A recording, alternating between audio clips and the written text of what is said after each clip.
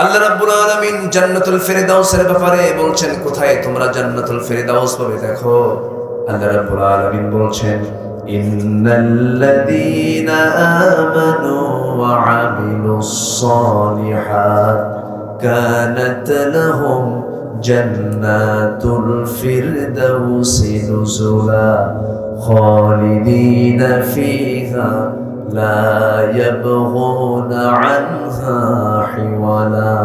জোরে বলুন আল্লাহু আকবার। আল্লাহ রাব্বুল আলামিন অন্য জায়গায় বলছেন, ওয়াল্লাযীনা হুম আলা সালাওয়াতিহিম ইউহাফিযুন উলাইকা হুমুল ওয়ারিসুন আল্লাযীনা ইয়ারিসুনাল ফিরদাউসা হুম ফিহা খালিদুন। জোরে বলুন আল্লাহু আকবার। এক নম্বর জান্নাতের নাম কি বলেন? এক নম্বর জান্নাতের নাম কি? জান্নাতুল ফিরদাউস। সেই জান্নাতুল ফিরদাউস লাভ করতে হলে আমার নবীজি মেরাজ থেকে যে উম্মতের জন্য যে জিনিসটা নিয়ে এসেছেন, আল্লাহ তাআলা আমার রাসূলকে তোর উম্মতের জন্য বিশাল উপহার দিয়েছেন। কোন ইবাদত বলেন? বলেন কোন ইবাদত? নামাজ। কিন্তু এখন যদি প্রশ্ন করি, আমার দেশে নামাজি বেশি না বেনামাজি বেশি? নামাজি বেশি না বেনামাজি বেশি? বেনামাজি বেশি। মানুষ বেশি না চোর বেশি? হ্যাঁ, ভালো করে কর। চোর বেশি। মানুষ কোথায়?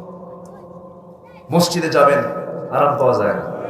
শহরের মসজিদগুলো মুরব্বী শুয়ে পড়ছে। শহরের মসজিদগুলো কোথায়? ওদেরকে ধমক দিয়েন না, বাচ্চাদের ধমক দিবেন না। বাচ্চাদের ধমক দিয়ে আবার বেকায়দা আছে। রাসূল রাগ করে। আল্লাহু আকবার বলেন।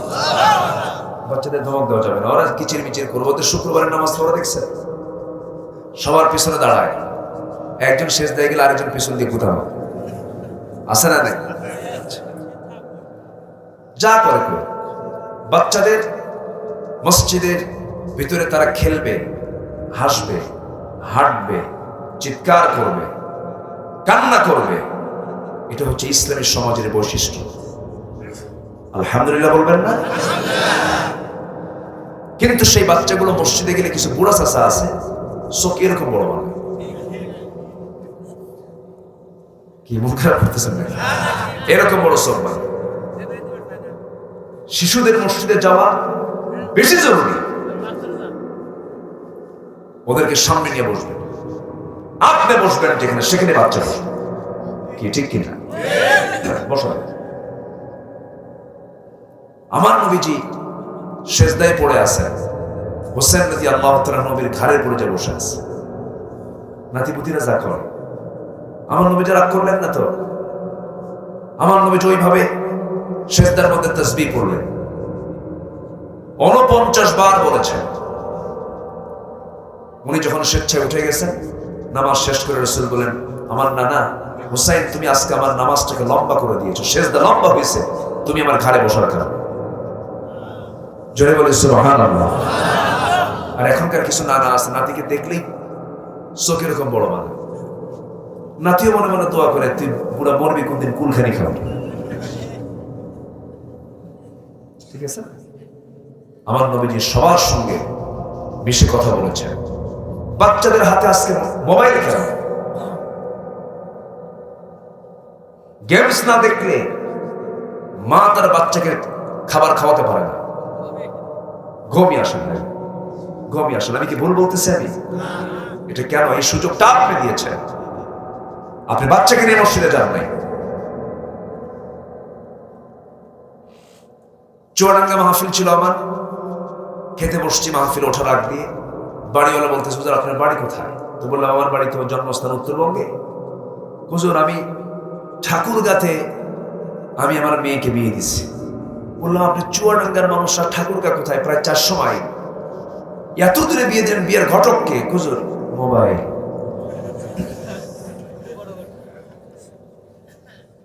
বলেন ঘটক কি?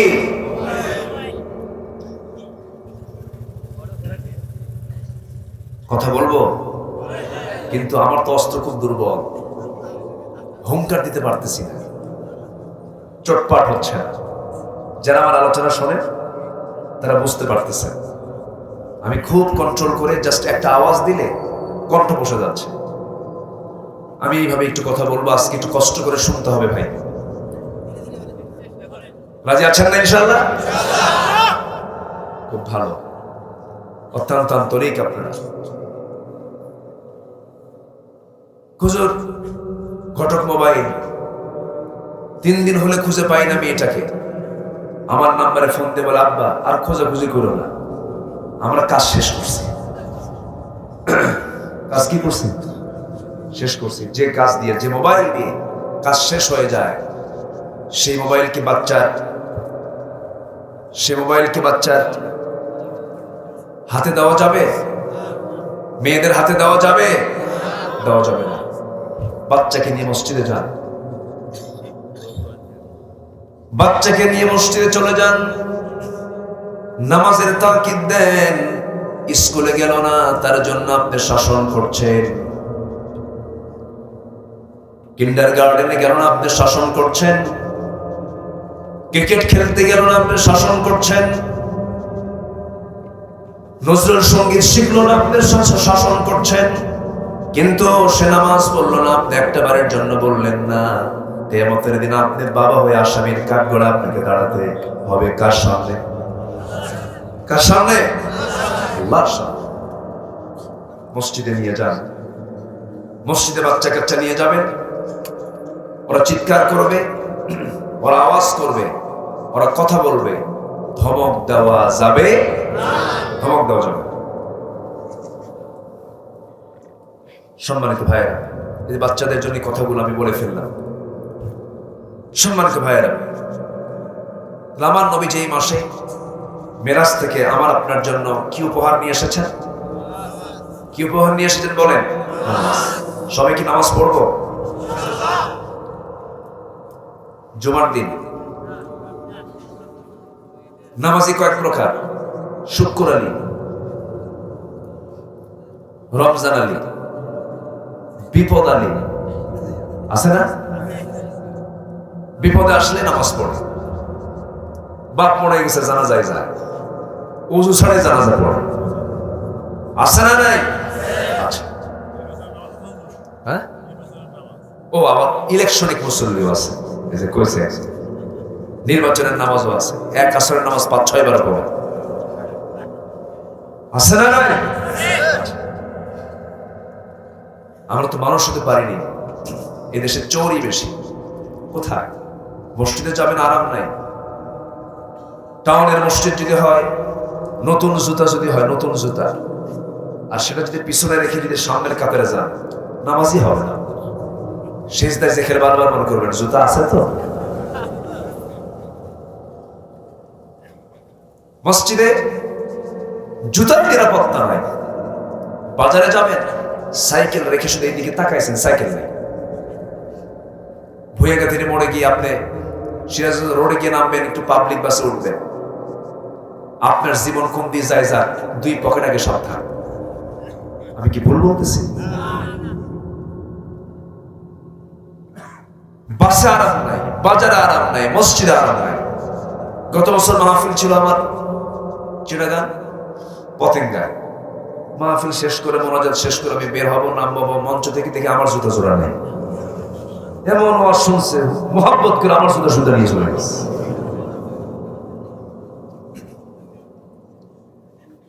এই হলো আমাদের হালত।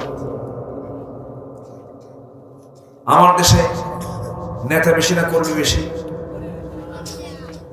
বলেন, নেতা বেশি না কর্মী বেশি? আচ্ছা, নেতা কি নিচে থাকে না মঞ্চে থাকে? বলেন, মঞ্চে যদি সব নেতা বেশি থাকে, নেতা বেশি করে, মঞ্চ যদি নেতা দিয়ে ভরে যায়, মঞ্চ থাকে? হ্যাঁ, ভেঙে পড়ে। কোথায় যাবেন আপনি? মসজিদে যান, সে জায়গায় কি পাবেন আপনি? নেতা কয়জন পাবেন? মেম্বারে কয়জন বসে? মেম্বার ভাঙ্গে, কিলাকিলি, ঘুষাঘুষি, মারামারি, ঠেলাঠেলি, সেলফিবাজি কিচ্ছু নেই। অতএব নেতৃত্ব ওই জায়গা থেকে নয়, নেতৃত্ব আসবে নামাজ থেকে, নামাজ থেকে, নামাজ থেকে। যারা তার নামাজ নাই তার মুখে জুতা মারি আমরা। ও নামাজ চোর, ও জনগণের টাকা চুরি করে খাবে, ঠিক কিনা? এটা আমরা খেয়াল করি। আমার নবীজি নামাজ থেকে সকল কিছু, সব কিছু শিক্ষা দিয়েছেন, নামাজ কেন্দ্রিক জীবন যাপন করতে বলেছেন। রাসূল বলেছেন, আল ফারকু বাইনাল মুমিন ওয়াল কাফির তারকুস সালাহ। কাফের এবং মুমিনের মধ্যে পার্থক্য সৃষ্টিকারী হলো নামাজ। যে ব্যক্তি নামাজ ছাড়বে সে কুফরি করবে। মান তারাকা সালাতান মুতাআম্মিদান ফাকাদ কাফার। যে ব্যক্তি এক ওয়াক্ত নামাজ ছেড়ে দিল সে যেন কুফরি করলো। এটা আমার কথা না, নবীর কথা, নবীর কথা। আজকে আপনি যদি এই হাটিচনা গ্রামে যদি আপনি 500 ঘরের দিকে তাকায় দেখেন, মসজিদ এখানে আছে না নাই বলেন? আসল মুসল্লির খবর পাওয়া যাবে জোহরে না ফজরে? জোহরে তো কাজ থাকে, জোহরে কি থাকে? কাজ থাকে।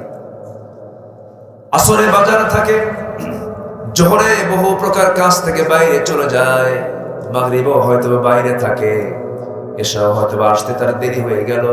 কিন্তু এই গ্রামের আসল মুসল্লির খবর পাওয়া যাবে কোন ওয়াক্তে বলেন? ফজর নামাজ।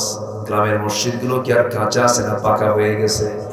মসজিদগুলো পাকা হয়ে গেছে কিন্তু ইমানগুলো কাঁচা রয়ে গেছে। মুসল্লির খবর নাই। মাঝে মাঝে এমন হয় মুসল্লি মোট 3 জন, ইমাম 1 জন, মুয়াজ্জিন 1 জন, খাদেম 1 জন, মোট কয়জন হলো? 3 জন। এই দিয়ে ফজর নামাজ শেষ হয়ে গেল। মাঝে মাঝে হুজুর একলাই পড়ে। এই যে বলতেছে, এটা তো হওয়ার কথা ছিল না, এমন তো চিত্র হওয়ার কথা ছিল না। কেন চিত্র এরকম হচ্ছে? এর কারণ, আরেকটা কারণ আছে, সেটা হলো মসজিদ কমিটির সভাপতি হলো বিশিষ্ট সুদখোর, সেক্রেটারি মদখোর, আর ক্যাশিয়ার হলো জেনাকার।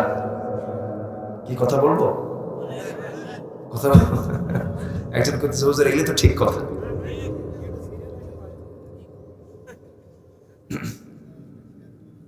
গ্রামে সেই লোকটা মসজিদের সভাপতি হওয়া উচিত যে প্রথম কাতারে নামাজ পড়ে।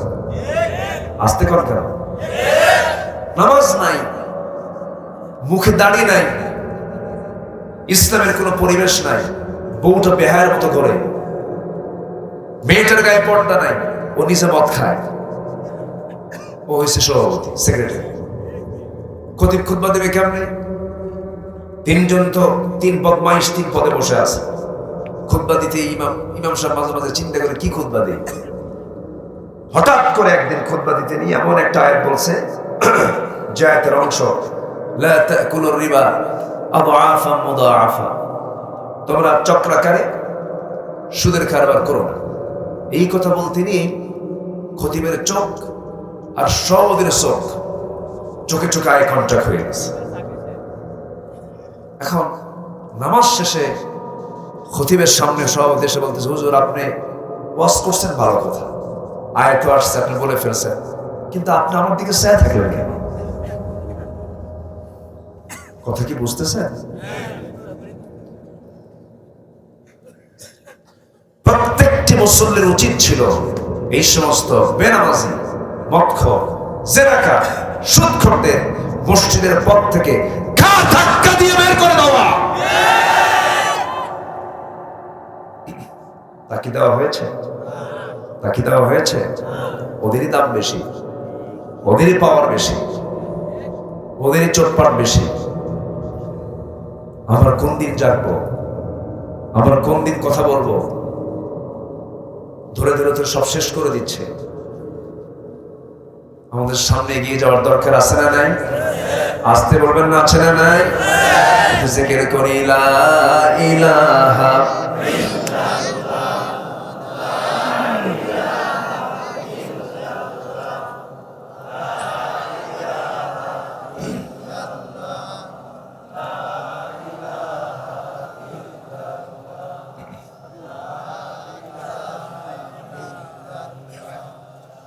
আরো জোরে লা ইলাহা ইল্লাল্লাহ সুবহানাল্লাহ আলহামদুলিল্লাহ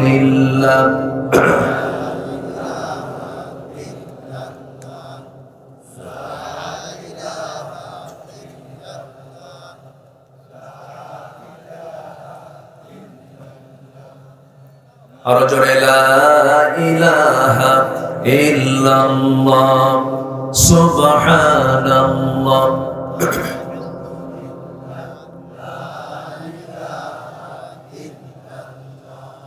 লা ইলাহা ইল্লাল্লাহ মুহাম্মাদুর রাসূলুল্লাহ সাল্লাল্লাহু আলাইহি ওয়াসাল্লাম। কোন পদ, কোন পদবী, কোন নেতা, কোন এমপি, কোন মন্ত্রী, কোন সচিব, কোন জজ, কোন ব্যারিস্টার, এই সমস্ত খেতাব দিয়ে আল্লাহর সামনে সম্মান পাওয়া যাবে না। আল্লাহর সামনে সম্মান পেতে হলে মস্তকটা 5 বার সপিয়ে দিতে হবে। কার সামনে? আমার সম্মান কে দিবেন? আমার মর্যাদা কে দিবেন? আল্লাহ দিবেন। নামাজ নাই, তার কোনো মর্যাদা নাই, তার কোনো সম্মান নাই। সম্মানিত ভাইরা, এই গ্রামে যারা বসবাস করেন, আমি তাদেরকে সুদাত্ত আহ্বান জানাবো, আজকের মাহফিল সার্থক হবে যদি মসজিদটা ফজরের সময় যদি কানায় কানায় ভরে যায়। কষ্ট হচ্ছে না আমার কথাগুলো শুনে? আজকেরও আমরা এরকম বলবো না, হবে ইনশাআল্লাহ, হবে। হবে না কেন? আমরা আশার দিক বলবো, জোরে বলি ইনশাআল্লাহ হবে, ইনশাআল্লাহ হবে না কেন? সম্মানিত উপস্থিতি, অহংকার যার মধ্যে থাকবে, বংশের গৌরব দেখায়, নেতৃত্বের অহংকার দেখায়, আছে না নাই? তার জন্য জান্নাত না জাহান্নাম? জাহান্নাম। আমার সিলেট না কোথায় যেন একটা মাহফিল ছিল, আমি এয়ারপোর্টে, ঢাকা এয়ারপোর্টে গিয়ে বসেন। কি সমস্যা? কি হয়েছে ওখানে? একটু বসেন। ওঠা বসা করতেছেন যে আপনারা কয়েকজন, একটু বসেন, একটু মেহেরবানি করে বসেন। তো আমি বিমানে উঠে আমি যাব, তো বোর্ডিং পাস নিয়ে আমি ইমিগ্রেশন ক্রস করে বসে আছি। বসবো, বসার জায়গা পাচ্ছি না। বসবো কোথায় খুঁজতেছি আমি। এখন তো যেখানেই যাবেন, হাটে ঘাটে মাঠে সব জায়গায় পুরুষের আনাগোনা বেশি না মহিলার আনাগোনা বেশি? কোথায় বসবো পাচ্ছি না জায়গা। খুঁজতেছি, দেখি তো আমার মতো টুপিওয়ালা কোথায়। তো দূরে তাকায় দেখি যে একজন টুপিওয়ালা আছে, তা আমিও টুপিওয়ালা, দেখি ওখানে গিয়ে বসি। বসলাম, সালাম দিলাম, উত্তর নাই, উত্তর দিচ্ছে না।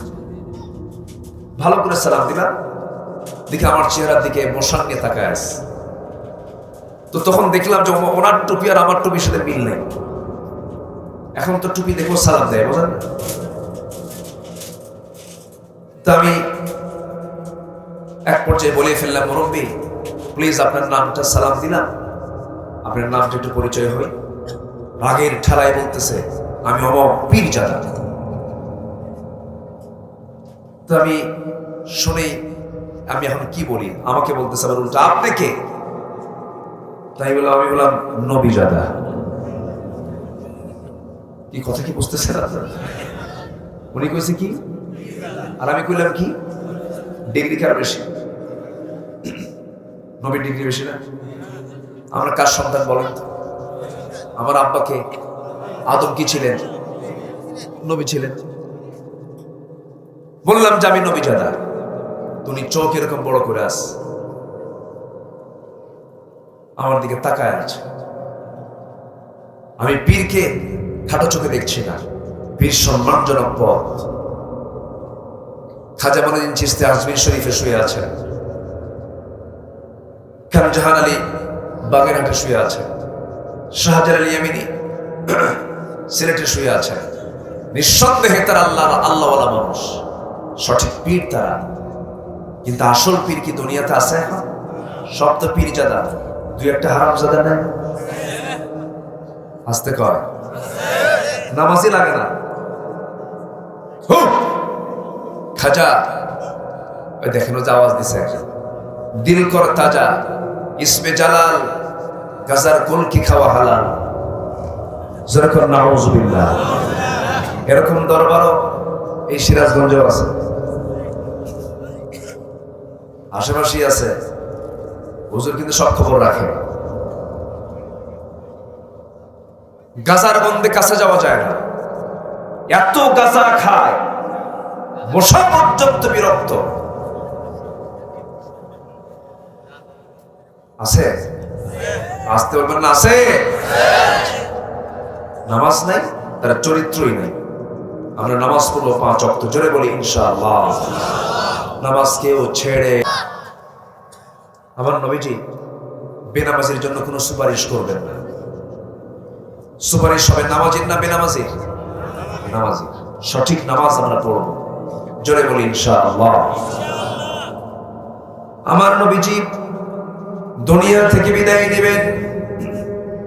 আম্মা জান আয়েশা বলেন, নবীজি যখন চূড়ান্ত অসুস্থ অবস্থা, আমার ঘরকে তিনি পছন্দ করলেন, আমার ঘরে আসলেন।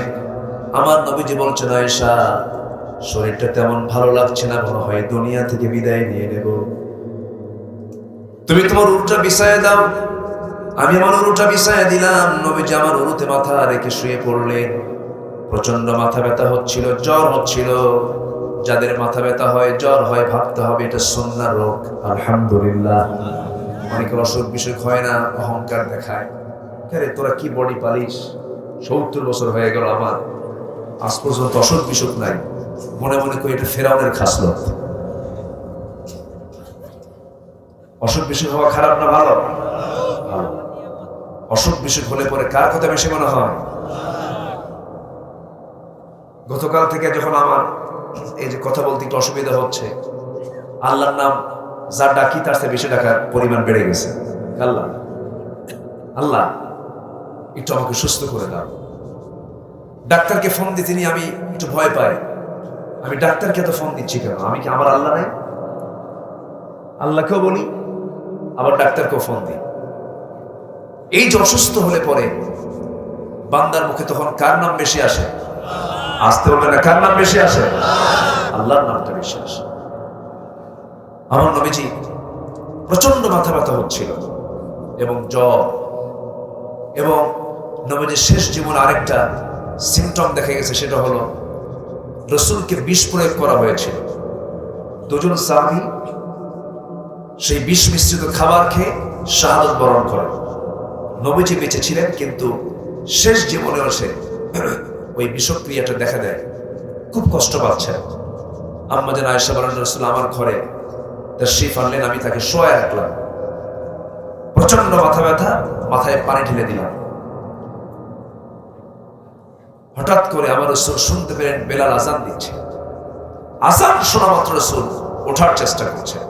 এটা হচ্ছে ইমানদারের লক্ষণ। সুবহানাল্লাহ বলবেন না?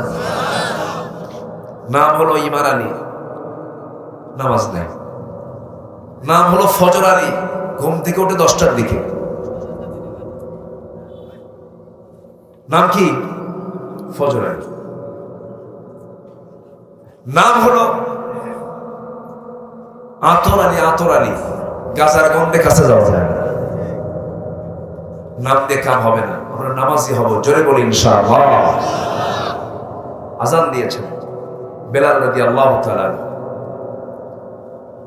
বেলালের আযান যখন নবীর কানে চলে গেল, রাসূল আমার দেরি করলেন না নিজে ওঠার জন্য। তার গতানুগতিক যে সিস্টেম, দ্রুত গতিতে ওঠার জন্য চেষ্টা চালালেন, কিন্তু মাথা চক্কর মেরে পড়ে যেতে নিলেন। আম্মা জান আয়েশা তাকে শক্ত হাতে ধরলেন, আবার শোয়া দিয়ে বলছেন, ইয়া রাসূলুল্লাহ আপনি মনে হয় যেতে পারবেন না। রাসূল কেঁদে ফেলে দিয়ে বলছেন, আয়েশা রে, আমার বুঝি জামাতে নামাজ আর হবে না, আমি মনে হয় আর জামাতে নামাজ পড়তে পারবো না। আযান তো বেলাল দিয়ে দিল, নামাজ তো শুরু হয়ে যাবে, কিন্তু নামাজটা কে পড়াবে? ও আমার আয়েশা, আমার মন বলছে মা তুলাতিশ শামস ওয়ালা গারাবাত, কোন সূর্যোদয় হয় না, অস্ত যায় নাই, যে আমার আবু বকরের চাইতে শ্রেষ্ঠ হতে পারে। আমার মুসাল্লায় যেন কেউ না দাঁড়ায়। নামাজ শুরু হয়ে যাবে কিন্তু আমার মুসাল্লায় দাঁড়াবে আমার আবু বকর। জোরে বলেন সুবহানাল্লাহ। ঈমান মজবুত যার নেতৃত্ব হবে তার। ঈমান যার মজবুত হবে সেই নেতাগিরি করবে। আর আজকে নেতৃত্ব দেওয়ার জন্য ঈমান শর্ত না সোর শর্ত? কি শর্ত? সোর। আমার নবীজি নামাজের জন্য যখন মনোনয়ন দিলেন, আম্মা জান আয়েশা সিদ্দিকা রাদিয়াল্লাহু তাআলা আনহা তার বাপকে ডাক দিয়ে বলছেন, আব্বা জান, রাসূলের তো অবস্থা ভালো না।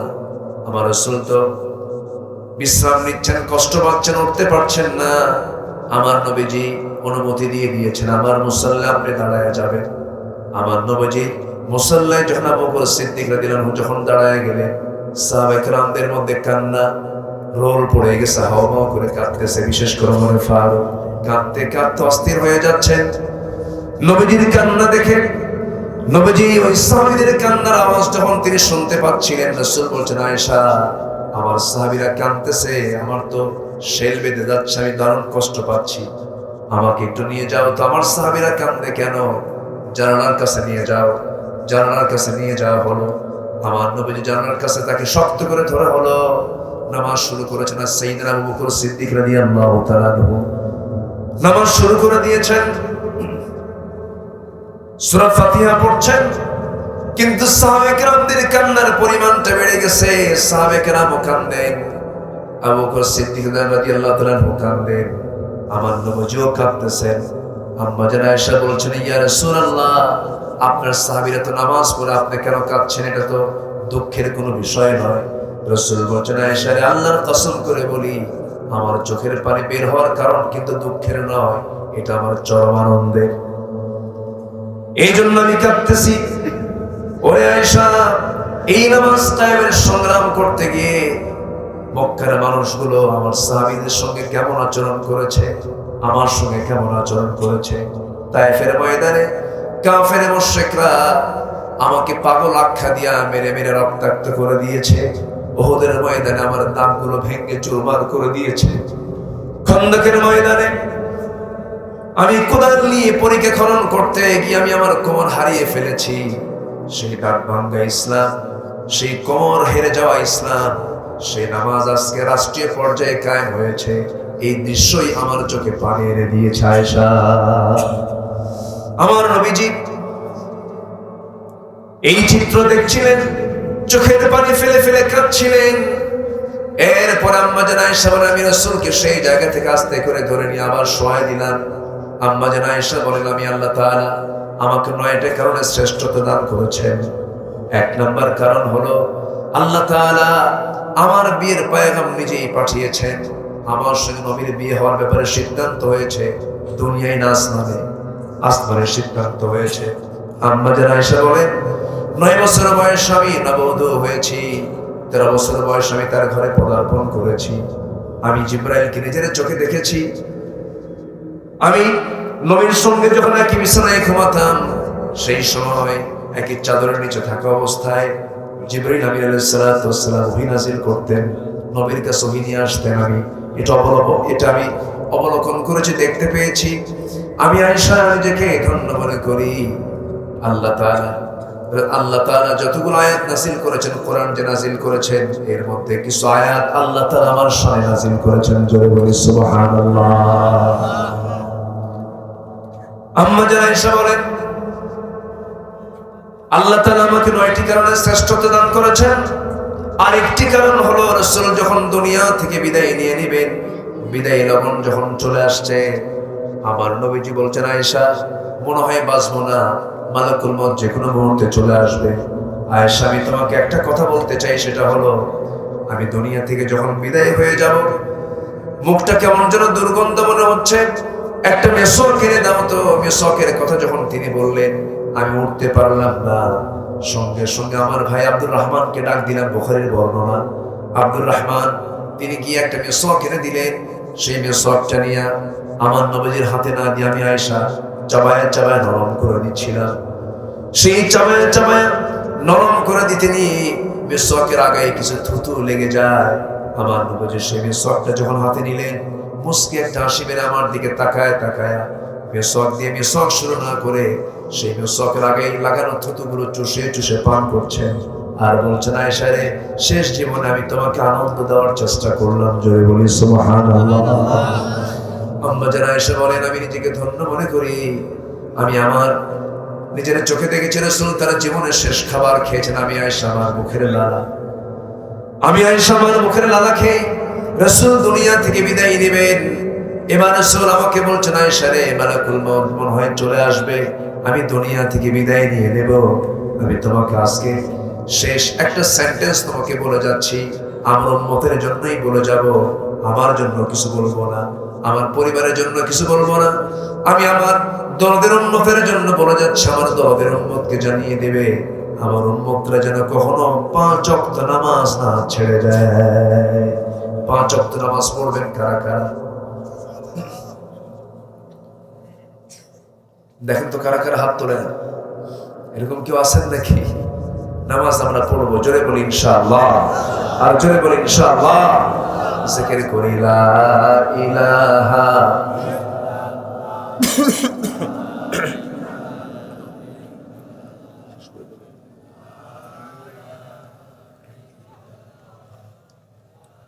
আরো জোরে লা ইলাহা, আরো জোরে লা ইলাহা, আরো জোরে লা ইলাহা, লা ইলাহা ইল্লাল্লাহ, লা ইলাহা,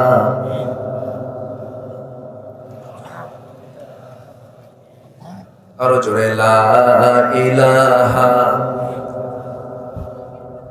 লা ইলাহা ইল্লাল্লাহ, মুহাম্মাদুর রাসূলুল্লাহ সাল্লাল্লাহু আলাইহি ওয়াসাল্লাম। তাহলে সেই নামাজটা রাসূল নিয়ে আসলেন কোন জায়গা থেকে, কোন মাসে? বলুন, একটু বলুন ভাই, কোন মাসে? রজব মাসে। সেই মাসটা আমরা অতিক্রম করছি। এই মাস মানে এটা ভাববো না যে আমরা রজব মাসে মেরাজ উপলক্ষে কোন নামাজ আমি সহি কোন হাদিসে পাই নাই। আমার দেশে কিছু প্রচলন আছে, এটা অতিরিক্ত একটু কথা বলা হয়। মেরাজ উপলক্ষে 12 রাকাত 8 রাকাত নামাজ, এটা কোথাও নাই। তবে কদরের ব্যাপারে কথা আছে না নাই? আসতে বলবেন না, আছে না নাই? আচ্ছা, যেটা নাই সেটা বলাও যাবে না। সৌদি আরবে যান, রজব মাসে মেরাজ উপলক্ষে হ্যাঁ আলোচনা হতে পারে, কথাবার্তা হতে পারে, কিন্তু মেরাজের উপলক্ষে সাহাবা কেরাম এই রাতে নামাজ পড়েছেন এমন কোন সহি বর্ণনা নাই। যেটা সাহাবীরা করেন নাই সেটা আমরা করতে যাবো কেন? এটা অতিরিক্ত কিছু বাড়াবাড়ি আমার দেশে সব ক্ষেত্রেই হয়ে থাকে। আমি ওইদিকে যাব না, তর্ক বিতর্ক যাচ্ছি না। আমার নবীজি মেরাজ করেছিলেন কোন সময়? 3টা কারণ ছিল। কয়টা কারণ বলেন তো? 3টা কারণ। আমি এটা কিন্তু বলি, আমি শেষ করে দেব, একটু বসেন। আজকে আমি এতটুকু কথা বলে যাচ্ছি, সেটা হলো আজকে এসেছি, আমি এই গ্রামে আবার আসবো। আমাকে আসতে দিবেন? রাগ করলেন মনে হয় আপনারা? রাগ করলেন আপনারা? জোর করে দাওয়াত নিচ্ছি দেখে আবার আসবো। আমি এই রায়গঞ্জে সোলঙ্গায় তো আসছি না এর আগে? ওই যে কোথায় যেন সোলঙ্গার মেইন প্রপারে যে কোথায় মাহফিল যেন করলাম, হাই স্কুল মাঠে, লাঙ্গলমোড়া এসেছি। তারপরে মানে রায়গঞ্জের সোলঙ্গার যে বড় বড় মাহফিলগুলো আমার সব করা শেষ হয়ে গেছে। আসছি, আমি মোটামুটি আসছি। আজকে আমি এসে আমি খুবই আনন্দিত। বিশেষ করে এই গ্রামের মানুষগুলো এত আন্তরিক, এত বিনয়ী। বলি আলহামদুলিল্লাহ, জোরে বলি আলহামদুলিল্লাহ। একজন ভাই বলেই ফেলেছেন যে আজকে এসে তো আপনার অস্ত্র দুর্বল, ফেল বেড়ে গেছেন না, কি যেন একটা কথা বলে ফেলেছেন। আমি এতেও খুশি, কারণ ফেইলার ইজ দ্য কি অফ সাকসেস। নাকি? আপনি যদি ফেল না মারেন পাশ করতে পারবেন না। হাজারো চেষ্টা করেই তো পাশ করতে হয়, তাই না? পাশ করতে হয়। তো যাই হোক, তিনটা কারণে রাসূল মেরাজ আল্লাহ তাআলা তাকে করিয়েছেন। নাম্বার 1 হলো মানসিক তৃপ্তি দেওয়ার জন্য। তিনি কার মেহমান হয়েছিলেন? আসতে বলবেন না, কার মেহমান? আল্লাহর মেহমান। এটা কিন্তু ছোটখাটো কোনো কথা না। তিনি গিয়েছেন সেই সময়, যে সময় থেকে মক্কা থেকে বাইতুল মুকাদ্দাস 3 মাসের পথ। ওই সময়ের যে যানবাহন, উট, ঘোড়া, মালসামানা সহ কয় মাসের পথ? 3 মাস। রাসূল গেছেন 3 মাসে, 3 ঘন্টায়, 3 ঘন্টাও। আল্লাহ তাআলা যেদিন যে রাত্রে তাকে নিয়েছেন, সেই রাত্রে আকাশে কি বলে, আলোর গতি, আহ্নিক গতি, বার্ষিক গতি, সময়ের গতি, সব গতিকে স্বতন্ত্র রেখে দিয়েছেন। স্টপ করে আমার নবীর সফরকে আল্লাহ তাআলা চালু করে দিয়েছেন। জোরে বলি সুবহানাল্লাহ। কেন জানেন? এর কারণ হলো, আমি তো সুর দিতে পারছি না, এর কারণ হলো আমার আল্লাহর পরিচয় কি? আলহামদুলিল্লাহি রাব্বিল আলামিন। আর আমার নবীর পরিচয় হলো ওয়া আরসালনাকা ইল্লা রাহমাতাল লিল আলামিন। আমার নবী শুধু এই জগতের জন্য রহমত নন, তিনি শুধু কওমের নবী নন, সকল নবী ছিলেন কওমের নবী। যেরকম মাদিয়ানবাসীর জন্য ইলা মাদিয়ানা আখাহুম শুআইবা, আল্লাহ তাআলা শুআইবকে মাদিয়ানবাসীর জন্য নবী করেছেন। কিন্তু আমার নবী কি শুধু অঞ্চলের নবী, না গোটা বিশ্বের নবী, সকল মানুষের নবী। যেরকম সুবহানাল্লাহ, সব নবী কিন্তু সকল মানুষের নবী ছিলেন। তো আল্লাহ তাআলা তাকে গোটা বিশ্ব জগতের রহমত করলেন। ধরুন রায়গঞ্জ তারাশের যে এমপি, সে এমপি যদি বলে হাট ইচলা গ্রামটা আমি চিনি না, দেখি যোগ্যতা বুঝাবে না অযোগ্যতা বুঝাবে? অযোগ্যতা বুঝাবে। আমার রাসূল হচ্ছেন গোটা বিশ্ব জগতের জন্য রহমত, কিন্তু তিনি দ্বিতীয় আসমানে যান নাই, তৃতীয় আসমানে যান নাই। এটা কেমন কথা হলো? এই জন্য তাকে আল্লাহ তাআলা যে রহমত স্বরূপ যে পাঠিয়েছেন, এটাকে বাস্তবায়ন করার জন্য গোটা দুনিয়া সহ সকল জগৎ, জান্নাত জাহান্নাম সব কিছু আমার আল্লাহ তাআলা তার রাসূলকে সফর করে দেখিয়ে দিয়েছেন। হে রাসূল, আমি আপনাকে সকল কিছুর জন্য রহমত করে পাঠিয়ে দিয়েছি। সুবহানাল্লাহ বলবেন না? সে রাসূলকে নিয়ে এই দেশের নাগরিক, দেশের স্থান নাই, পাশের দেশে বসে আছে। জাহান্নামের এক কীট তাসলিমা নাসরিন বলেছে, সম্প্রতি তোমাদের নবী মুহাম্মদ তো মদিনার মাটিতে পৌঁছে গলে গেছে। চিন্তা করেন, এই কথাগুলো রুটিন ওয়ার্কের মতো আমাদের কানে ঢুকানো হয়। আজ পর্যন্ত কি কোনো শক্ত কোনো ফায়সালা এই সমস্ত কথার বিরুদ্ধে হয়েছে? আসতে বলবেন না, হয়েছে? ফাঁসি রশি গলায় ঝোলে রাসূলকে নিয়ে যারা বাজে কথা বলেছে, উচিত ছিল সবার আগে তাদের শাস্তি নিশ্চিত করা। তা তো করা হয়নি, বরঞ্চ ওই সমস্ত নাস্তিকদের পিছনে মদত যোগায় কিছু ফাসিক শ্রেণী আছে না? নাই? আছে। কি বলবো?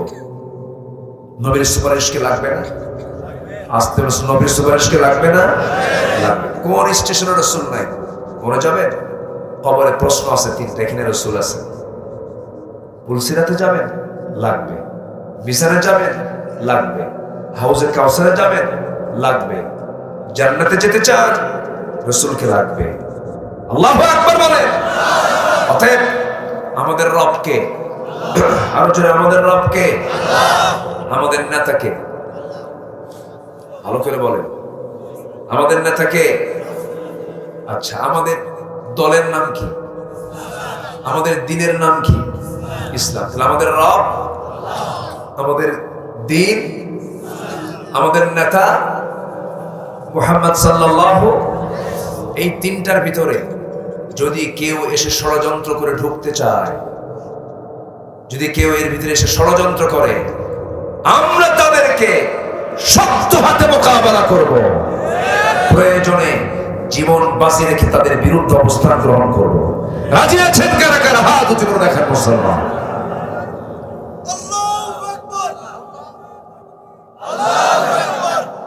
স্লোগান হলো না, একটু দেন না শক্ত করে। আমার না হয় কণ্ঠ দুর্বল, আপনার কি কণ্ঠ কি দুর্বল নাকি?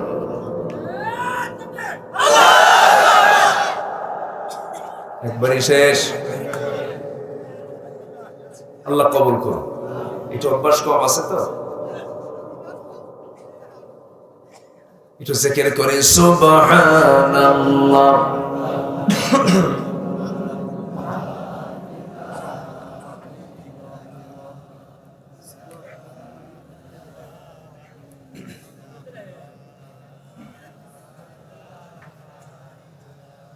লা ইলাহা ইল্লাল্লাহু মুহাম্মাদুর রাসূলুল্লাহ সাল্লাল্লাহু আলাইহি ওয়াসাল্লাম।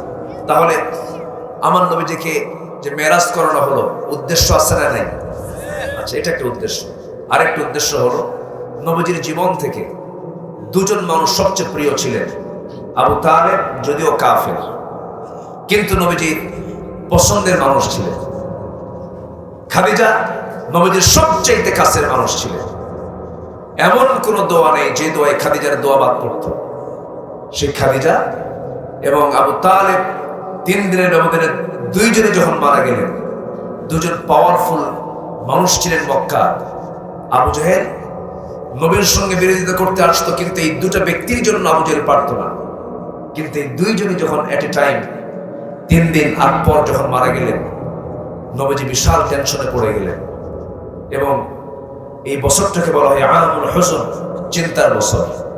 আমার নবীজি এই উৎকণ্ঠায় যখন সময়টা তার কাটতে লাগলো, নিঃসঙ্গ জীবন মনে হলো, ঘুমাতে যান। হিজরতের ঠিক 1 বছর আগের ঘটনা এটা। যখন তিনি ঘুমাতে যান, হাতটা আগায় দেন না, মনে হয় খাদিজা আছে, খাদিজা নাই। বুকটা খান খান হয়ে যাচ্ছে, মানসিকভাবে অস্থির হয়ে পড়ছে। আল্লাহ তাআলা বলছেন, আমার হাবিবের কাছে জিবরাইল তাড়াতাড়ি চলে যাও, আমার হাবিবের মানসিক প্রশান্তির দরকার, আমি তাকে আমার বাড়ির মেহমান বানায় নিতে চাই। জোরে বলে সুবহানাল্লাহ, আর জোরে বলে সুবহানাল্লাহ। জান্নাত দেখলেন, জাহান্নাম দেখলেন। ফিরে আসার পথে আল্লাহ রাসূল বললেন, আয় আল্লাহ তাআলা, আমি চলে যাচ্ছি, আপনি আমার উম্মতের জন্য কি দিবেন? আল্লাহ তাআলা বলছেন, আপনার উম্মতের জন্য দেওয়া হলো 50 সালাতান, 50 ওয়াক্ত নামাজ। এই 50 ওয়াক্ত নামাজ নিয়ে রাসূল চলে আসতেছেন। নামাজ কিন্তু 5 ওয়াক্ত ছিল না, নামাজ কয় ওয়াক্ত ছিল? 50। আসার পথে যখন নবীর সঙ্গে আমার রাসূলের দেখা হয় এবং নামাজও হয়, বাইতুল মুকাদ্দাস আমার নবীজি সকল নবীদেরকে আল্লাহ তাআলা হাজির করেছেন সেই দিন নবীর আগমন উপলক্ষে। সুবহানাল্লাহ বলবেন না? আমার নবীর নামটা কথা, আমরা কোন নবীর উম্মত? নবীর আগমন হবে, সে আগমন উপলক্ষে বিশাল বড় সম্মেলন। সেই সম্মেলন হচ্ছে নবীদের সম্মেলন। কিসের সম্মেলন? নবীদের। নামাজ শুরু হবে, ইমামের মুসাল্লার সামনে পড়ে আছে, কে দাঁড়াবে? তিনি অপেক্ষার প্রহর গুনছেন। জিবরিল আমিন সব নবীর কাছে গেছে। সে জিবরিল আমিন করলেন কি? রাসূলকে নিয়ে ধরে ইমামের মুসাল্লায় দাঁড় করায় দিয়ে বললেন, হে রাসূল, আপনি সকল নবীদের ইমামতির দায়িত্ব পালন করবেন। আল্লাহু আকবার বলেন। আমার নবীজি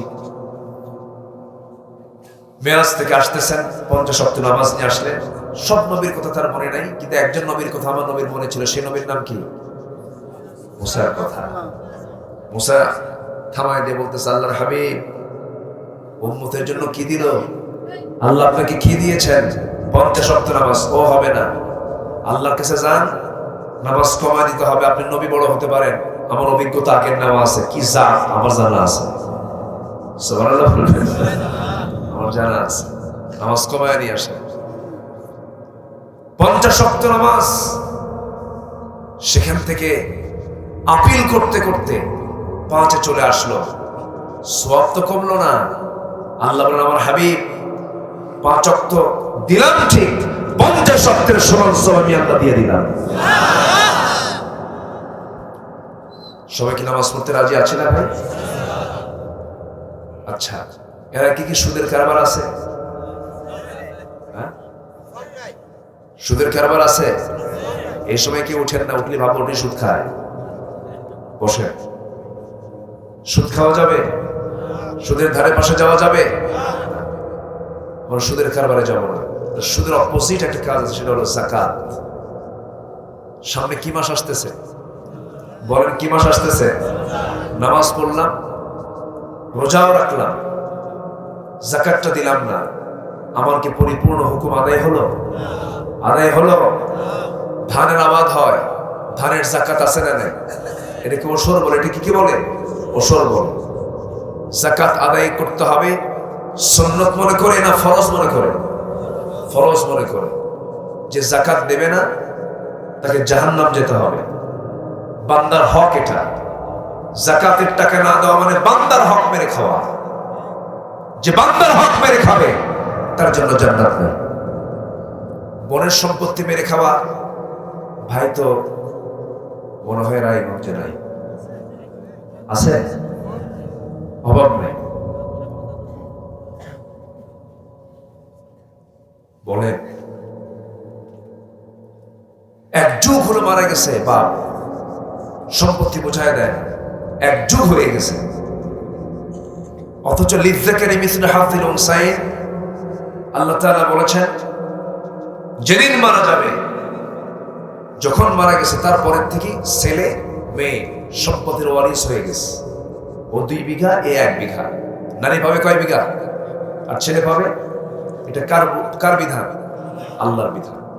দেয় না, এক যুগ হয়ে যায়, 12 বছর হয়ে যায়, মাঝে মাঝে আবার দাওয়াত দেয়।